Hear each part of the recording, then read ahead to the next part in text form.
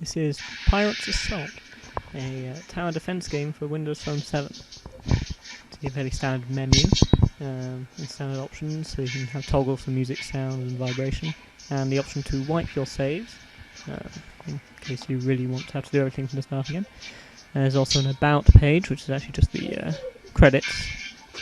Also allows you to access the company's website, post about the game onto Facebook, and to purchase the full version to get rid of the adverts that would be appearing in the top left corner if I was connected to the internet. As you can see, I'm not. There would also be leaderboards there, standard online ones, as you'd expect from a Windows Phone game. And there's a little tutorial, sadly no in-game tutorial, only this written one, which you can see little mistakes in the English. You protect your treasure with this defences. Very standard, explains all the basic concepts. I would recommend reading through it, as not everything's entirely obvious.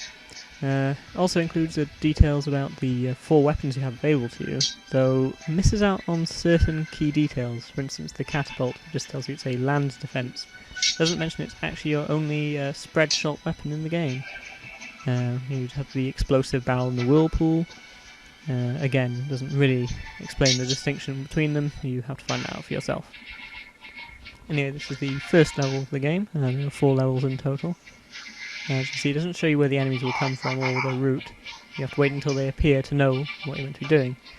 In this case, this is also a flashing boat. This is actually the only way you can earn money in the game, is to tap these boats as they pass. The money that you need to build your turrets.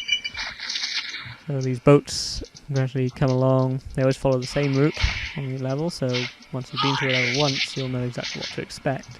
In fact, the game seems to be set up to expect you to do this. As I say, it doesn't give you any hints of where the routes would be otherwise, so the only way to really plan ahead is to have played the game already. All the enemies will come from the same point on the map. In later levels they might come from 2 different points, but there's only ever 2 different routes of standard boats, and it's always very easy to actually deal with, unless you're placing your cannons particularly inefficiently, which in fact in this level I am, but that's for demonstration purposes. As you can see, these are following the second route for this level, meaning that that cannon is now next to Eustace. You may notice they take your treasure, it counts away from you. However, if you tap on them 5 times, you get your treasure back. Interestingly, if they are destroyed before they leave the area, but before you've actually tapped on them 5 times, then you lose the treasure permanently. That's an interesting mechanic where, in fact, if the enemy gets as far as picking up your treasure, you don't want to kill them fast. In fact, you want to be as inefficient as possible once that's happened. And that becomes particularly important later on in every level, as you'll see in a bit. Because while, as we've seen, all the enemies are coming from the same side of the screen, and they've all followed one of 2 routes. That isn't the case as the level goes on.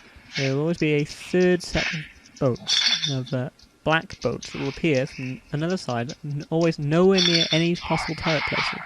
They appear in this case on the right hand side where there is no land, and they will always get to the gold before you can deal with them. It's an unusual mechanic. Again, it requires you not to put too many guns near the gold, or you will destroy them immediately after they pick it up, meaning you lose your treasure permanently. So you have to keep your defences enough to hopefully destroy them for the points, but after you've had enough time to retrieve the gold that they've stolen from you in the first place.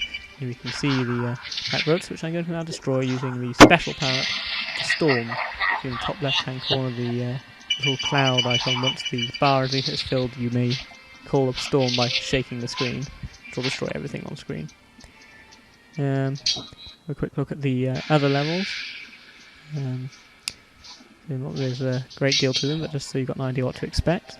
The second level, again, quite a simple looking one. Nothing too exciting here, but it's coming from the left to start with. The third level looks a little bit more exciting. Looks like the enemies might come from a whole variety of positions, but again, there are only 3 routes that they'll follow.